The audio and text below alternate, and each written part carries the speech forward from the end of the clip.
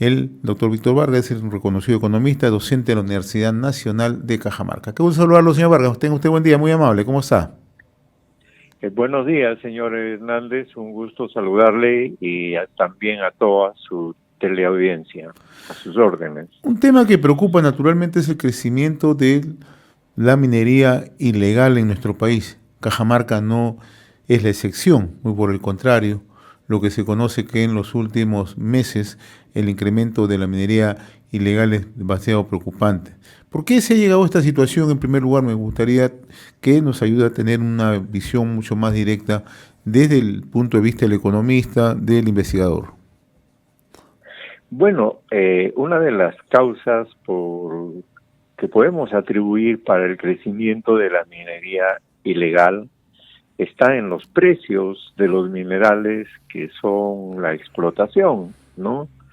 Entonces, eso es un incentivo que el Estado no se da cuenta y que no logra tener un enfoque claro que permita, hasta donde sea posible, por supuesto, ¿no?, ordenar esta situación. Entonces, lo que nos falta, creo yo, es una mejor comprensión de estos problemas, porque dígase de paso, una cosa son los problemas en la selva peruana, otra cosa es en la sierra y también está en esta última época en la costa, ¿no? Entonces hay todo un tema que diríamos así, le ponemos un nombre, ¿no? Conocimiento. Y creo que el Estado carece de ese conocimiento para enfocar el tema de la minería ilegal.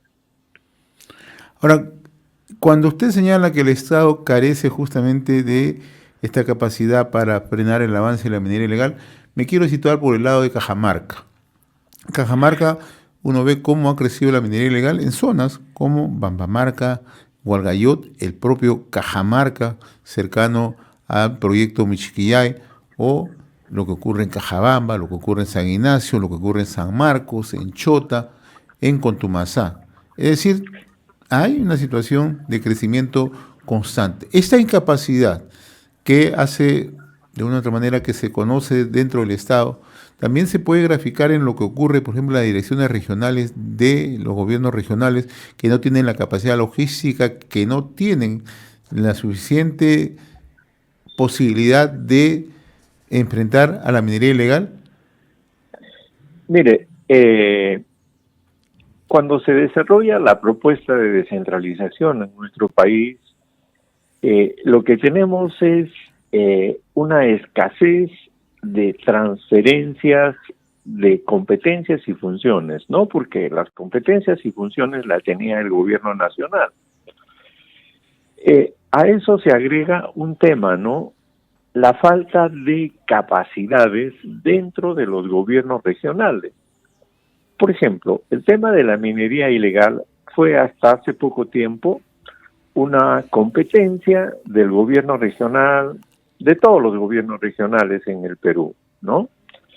Pero los técnicos en Lima dijeron que acá no se sabe, que no se puede, y por lo tanto hay que, disculpe el término, quitarle esa función porque los de Lima lo hacen mejor.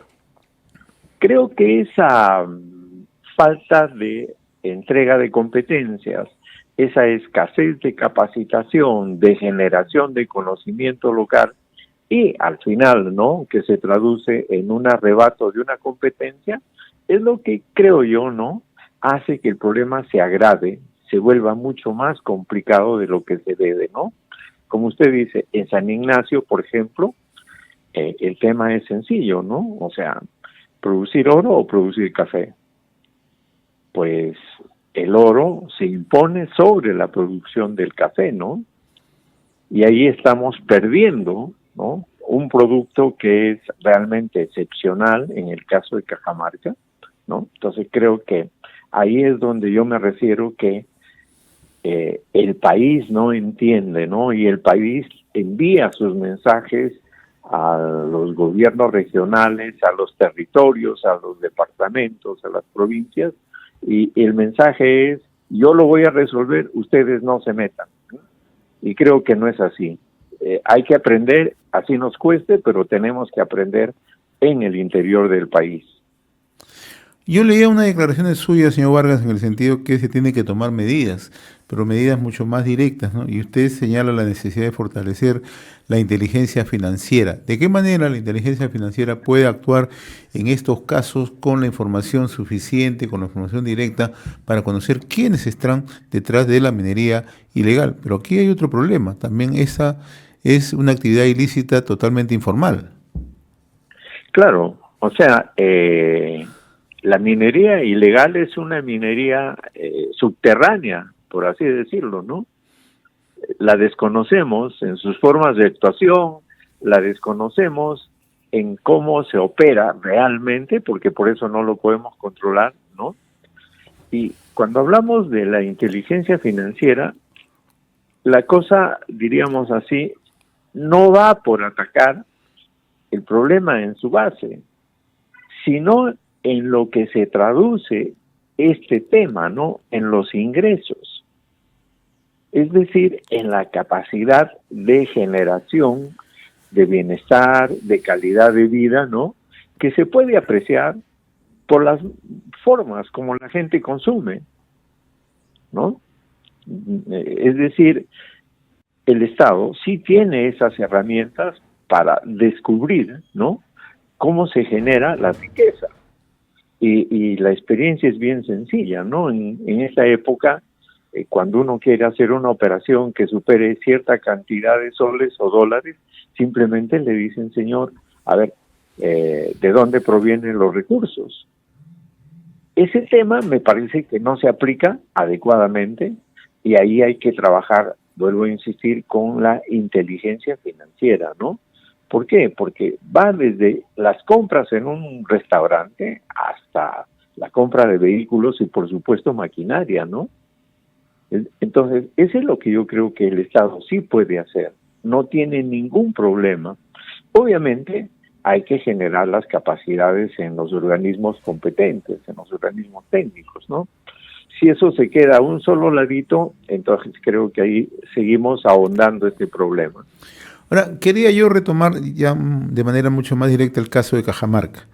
¿Usted considera que si sigue el avance de la minería ilegal ahora, asociada al crimen organizado, puede poner en riesgo futuros proyectos en Cajamarca? El caso más latente es el caso de Michiquillay, ¿no? Donde es un proyecto que ya tiene todas las condiciones como para poder echar a andar, pero sin embargo, el avance de la minería ilegal en zonas cercanas al proyecto impide esto. Otros proyectos también podrían estar en el mismo riesgo y en zonas que además está prohibido hacerlo, que son zonas privadas por lo demás. Claro, o sea, en el caso de Cajamarca y específicamente hablando de la provincia de Cajamarca, ¿no? El conflicto minero que hasta el día de hoy, diríamos así, no se resuelve, está ahí latente, ¿no? ¿En qué está desembocando?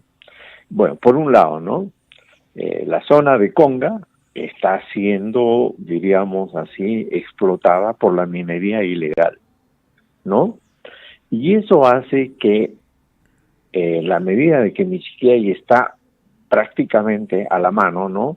Se convierta también en un bocado apetecible y yo entiendo de que al sentir las empresas, la empresa en este caso, la que tiene la concesión, que el Estado no garantiza, ¿no?, el derecho de la concesión, entonces simplemente lo que ha hecho es ralentizar su propuesta de explotación, ¿no? Porque ya tiene un buen tiempo en años y hasta ahora nos pasamos en los prolegómenos, es decir, vamos a resolver este antecedente, este detalle, pero en realidad lo que muestra es el desplazamiento del proceso de explotación que ya debería realizarse, ¿no? Entonces yo creo que el Estado no juega bien sus cartas, no administra bien el tema de la seguridad ciudadana, ¿no? Y eso es definitivamente un desincentivo para cualquier empresa, de cualquier tipo, no solamente para la minería, ¿no? Si vamos a un barrio donde hay mucha delincuencia,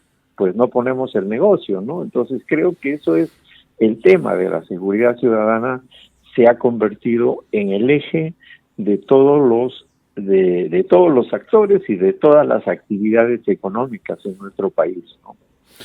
Finalmente, señor Vargas, hace unos días nosotros conversábamos con el actual ministro de Energía y Minas, Jorge Luis Montero Cornejo. La pregunta era muy directa. A propósito, hace unas semanas, funcionarios del gobierno regional de Cajamarca y los representantes de otras instituciones llegaron hasta Lima solicitando a la presidencia del Consejo de Ministros, al Ministerio de Energía y Minas, en poner la mayor atención al caso de Cajamarca por el avance de la minería ilegal, ¿no? Y uno de los temas, naturalmente, es las labores de interdicción. El ministro ha dicho que en la quincena de septiembre va a estar llegando a Cajamarca para ponerse de acuerdo, para sentarse en la mesa con funcionarios del gobierno regional, representantes que están vinculados al sector también en Cajamarca y otras instituciones, para los temas de cómo se va a atacar, cómo se va a contrarrestar el tema de la minería ilegal en Cajamarca. ¿En Cajamarca urge la necesidad de continuar con las tareas de interdicción?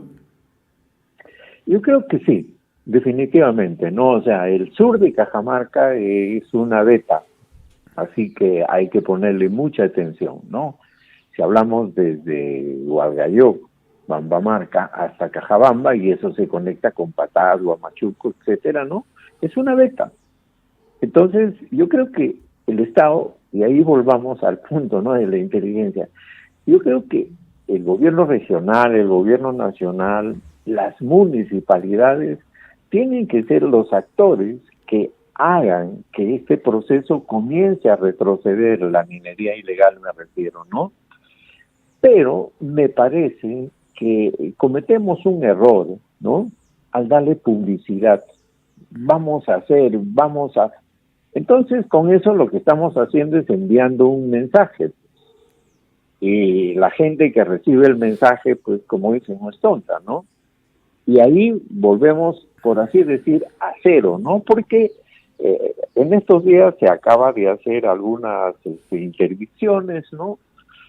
Por Cajabamba, por Celendín, ok. Pero eso, por ejemplo, la comunidad no estaba enterada, ¿no? Lo han hecho. Y eso me parece bien, ¿no? Pero al lado de eso, volvemos a un tema, ¿no? La capacidad de compra que tienen los mineros ilegales, que se refleja en cambios en su calidad de vida. ¿Cómo seguimos eso? No estamos en contra de la calidad de vida, ¿no? Pero sí, diríamos así, en contra de la delincuencia, que es diferente, ¿no? Entonces yo creo que ahí hay medidas que deben desarrollarse de manera conjunta y no solamente es el tema policíaco, ¿no? El tema policíaco ayudará, sí, pero no va a resolver el problema, ¿no? Eso es definitivamente imposible, ¿no? Y más aún, como decíamos al principio, hay un incentivo, el valor del mineral en el mercado mundial que nosotros no controlamos, ¿no? O sea, nosotros no fijamos el precio del dólar, del oro, ¿no? Entonces, el precio del oro está dependiendo de las políticas de Trump, de los intentos de guerra, más allá de lo que está pasando en Ucrania, en Israel, con Gaza, etcétera, ¿no? O sea, todo eso son incentivos a favor del precio de la onza de oro. Y eso, a su vez, es el gran incentivo al interior de la economía nacional.